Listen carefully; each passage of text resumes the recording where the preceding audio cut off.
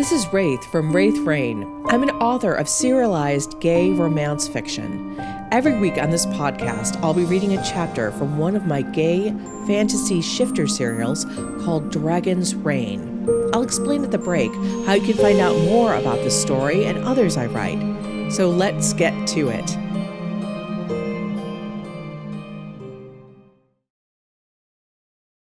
Chapter 98, Valinor.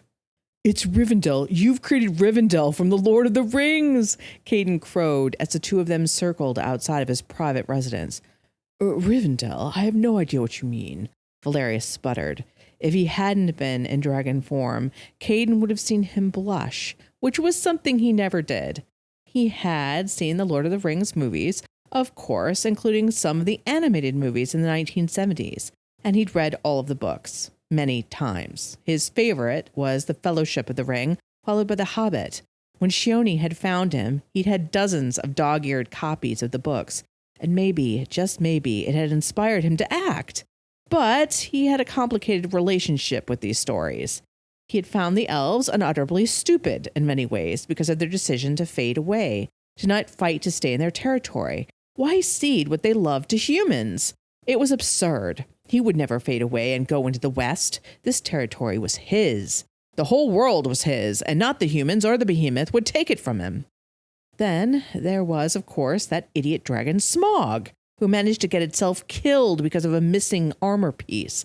Ridiculous. Dragonhide was solid all over. Clearly the author had never known any real dragons, but he supposed Tolkien had to give the humans and elves a fighting chance against the Great Worm. When he and the other dragon shifters had taken to the skies, humanity's incipient war on shifters had died. When they saw that none of their missiles had any effect, nor their lasers, nor their machine guns, nor their tanks, nor anything at all, they had realized that surrendering was the better part of valor. They had demonstrated what they could have done to the cities, but none of them were going to slaughter humans. Ilarion had wanted to, of course. May thought that they should make examples of people. Jahara and Tez had no love for those that had dissected their people. Anwar was ready to make some of the city center into deserts. Even Kayla had an angry glint in her eye. It had been him and Esme that had convinced the others that they needed to begin as they meant to go on. If they began with death, it would be almost impossible to convince humanity it wouldn't end with death. In a way, the war between humans and shifters ended the exact opposite way that the Lord of the Rings had. Humans had been beaten back, subdued, shown that they alone didn't rule everything, and shifters got to stay in the lands they loved and be out in the open. And therefore, before Reach, before anything else, he had created this place, because one of his favorite parts of the books was Rivendell. He had loved the look of it in the films too, and when he'd raised the Grey Mountains, he decided, well, that he'd create it for himself alone as a reminder that the shifters belonged here.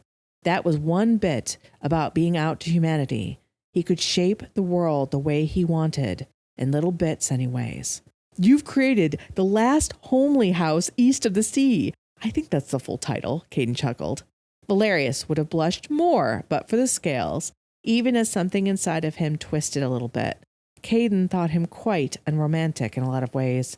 He'd had to be, because of what the world had shown him, an ugly, dirty face that was lit with a sneer many times. This place seemed full of hope and utterly impractical. "I might have enjoyed The Lord of the Rings," Valerius said stiffly, "but I don't think—" "What do you call this place?" Caden challenged. "Shouldn't you be thinking about how you're going to land?" Valerius knew that was a low blow, but it would stop the questioning, because of course, while he didn't call it Rivendell, what he did call it would give away the whole thing. "Oh, you're so not getting out of this that easy." Caden was not to be deterred, even with the thought of landing. No more fear of falling onto his head out of the sky. "I'll just drop down directly into the flower garden." "No, you will not. There are delicate bridges there, not to mention the flora that I've painstakingly planted," Valerius cried as he imagined all the flowers dug up and a bridge snapping under Iolair's weight. Caden's laughter made him think of the young man rolling around on the ground. He was so amused. "Worried about the flowers? Did you plant all of this?" "I directed it to be planted, but I did some of the work myself," Valerius admitted. "I do not have a green thumb. And when Raziel would get bored, it would breathe fire too near the plants. So, Raziel, you dog! I am a dragon, not a dog, Raziel rumbled. Why we ruined good mountains with this structure, I do not understand. Iolair loves it, Caden said. Raziel appeared discomfited. Iolair would prefer my cave. Your lair, you mean? Caden sounded utterly amused and unrepentant.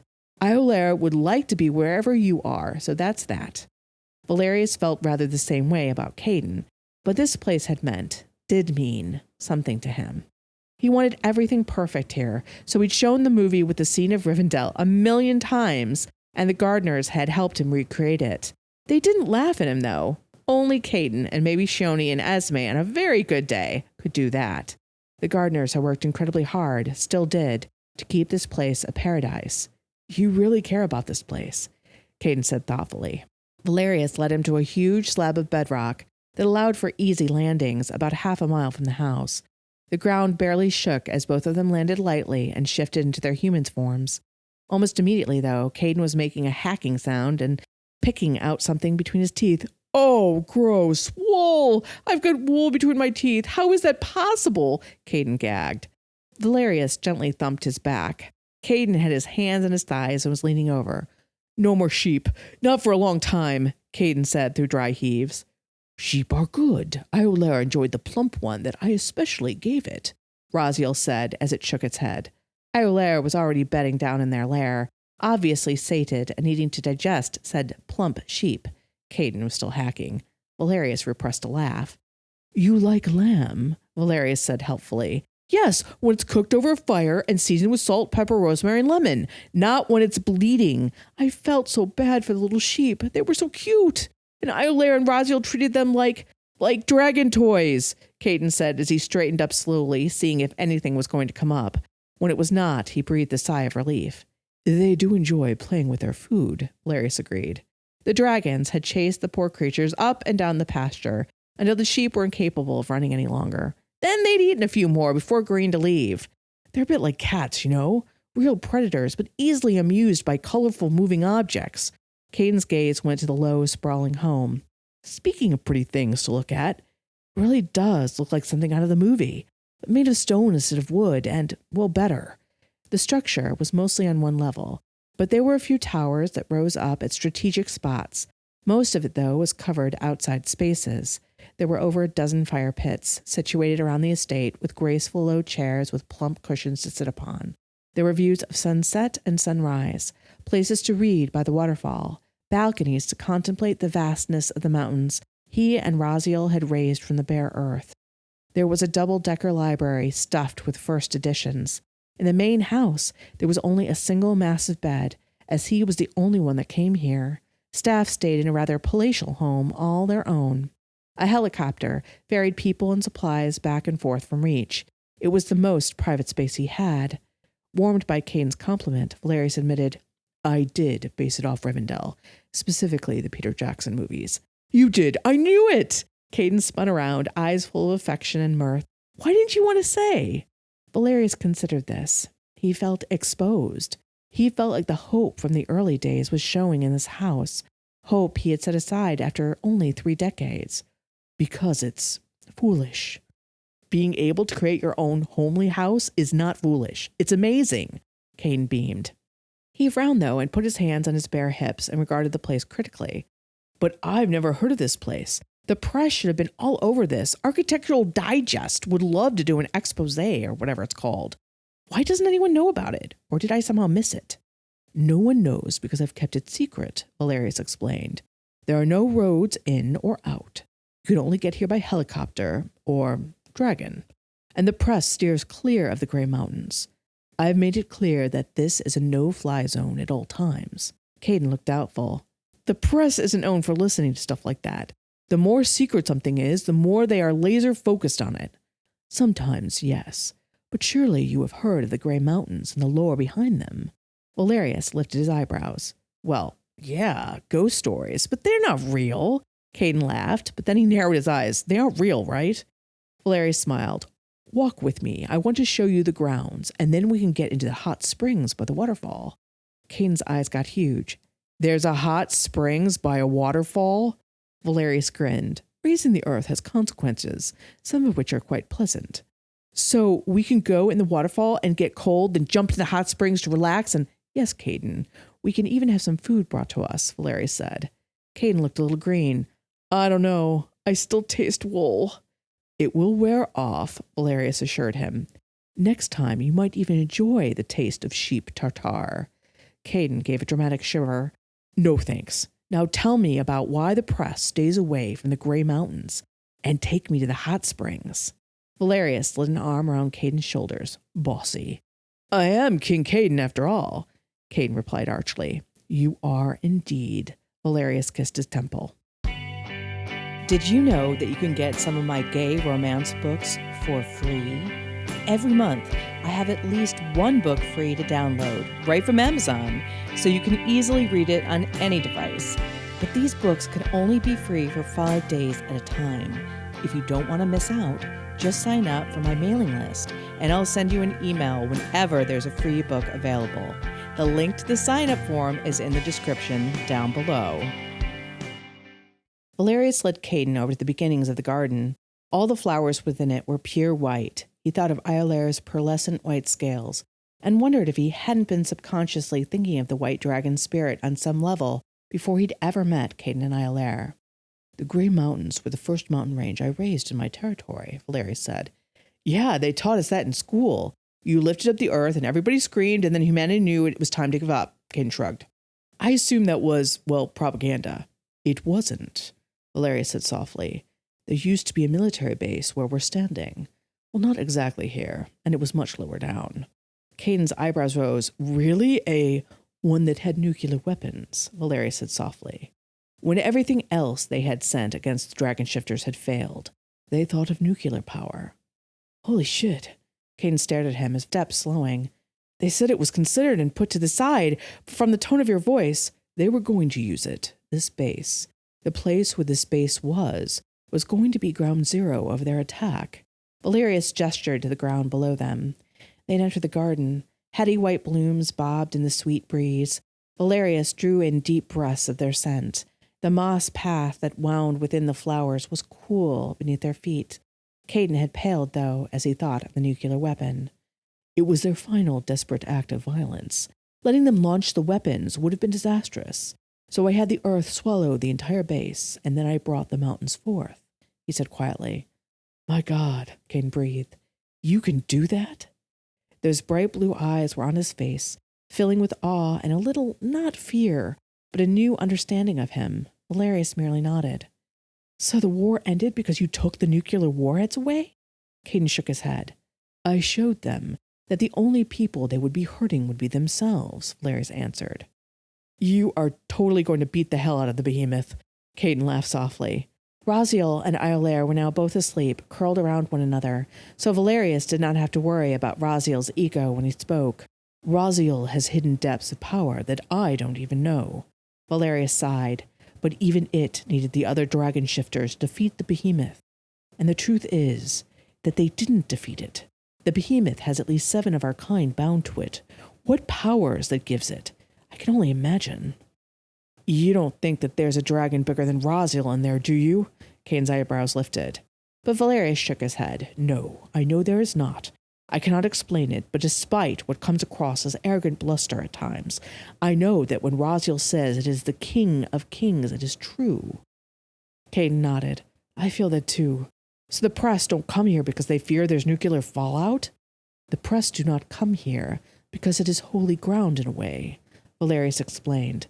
This was a spot where humanity realized it was beaten and had to accept shifters.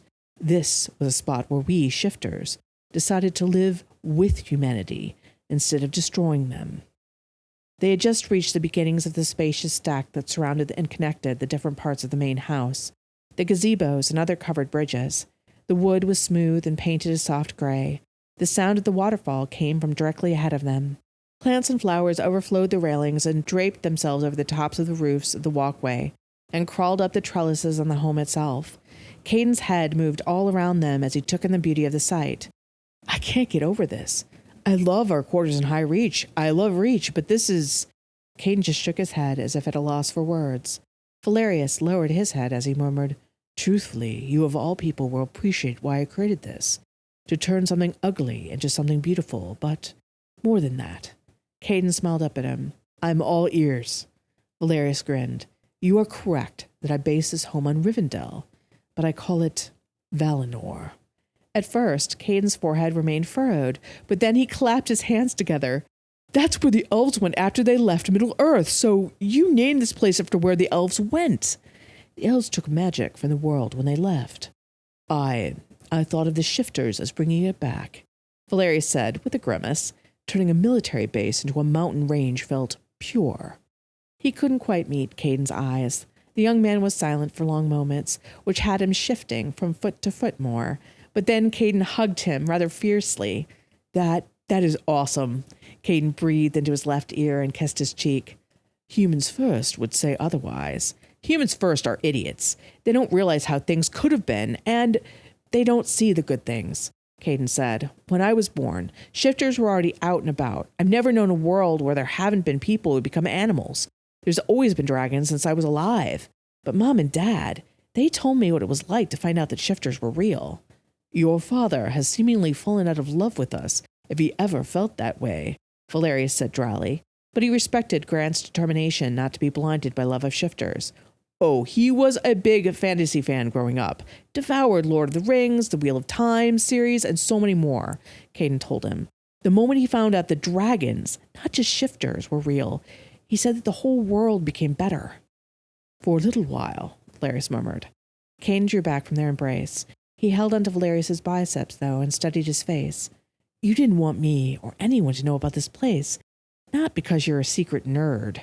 Valerius lifted one dark eyebrow. I am the farthest thing from a secret nerd. Nerds are cool, but I suppose since you're someone who literally is a fantasy character come to life, finding fantasy cool would be weird, Caden chuckled. I mean, look at your clothes. There's nothing wrong with my clothes, Caden kissed him. No, there isn't. They're amazing and they suit you.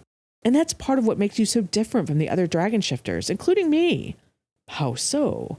Valerius held himself still. He was curious what Caden would say. Caden did say very curious things, but he felt like Caden might see him as others hadn't. Your clothes aren't from any time. They're out of time.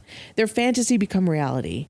All the other dragon shifters dress for this time, or maybe have shades of the age they joined with their spirits, Caden explained, using multitudinous hand gestures that Valerius had the urge to stop by capturing those hands and kissing them.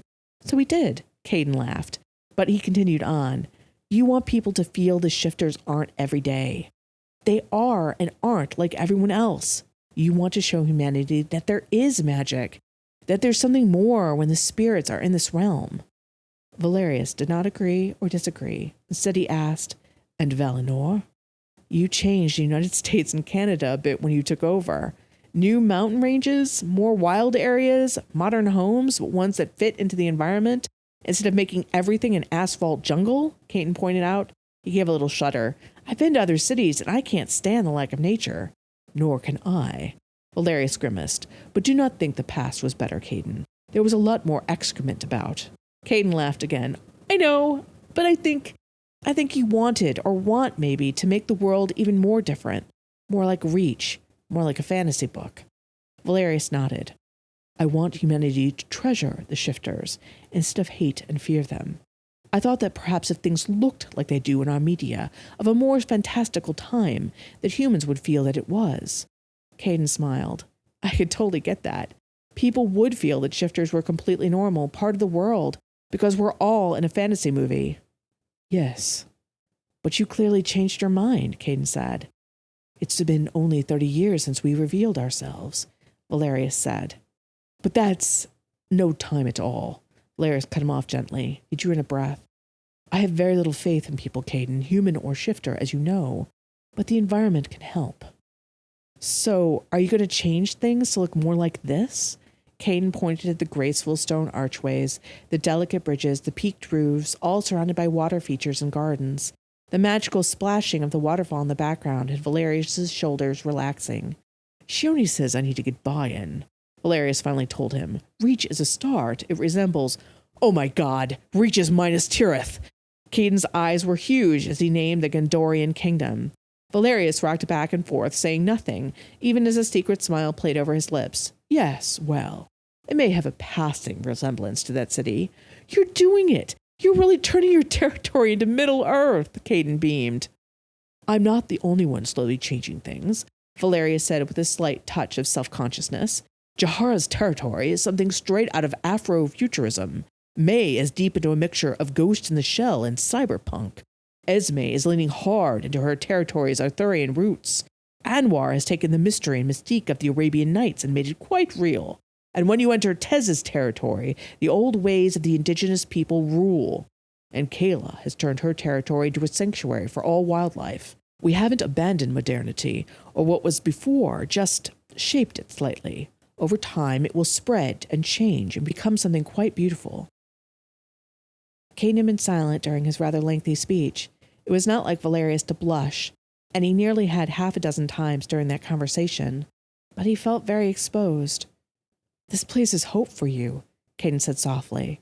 No wonder you don't show it to anyone. You don't want it crushed. Even without showing it to anyone, my hope did drain away, Valerius admitted. Until you, Caden. Me? I'm hope personified, distilled into a single being. Valerius framed Caden's waist with his hands. You make me want to build again. You make me want to try. Caden's hands wrapped around his neck, and the young man got up on his tiptoes for a kiss. I'm all for it, Valerius.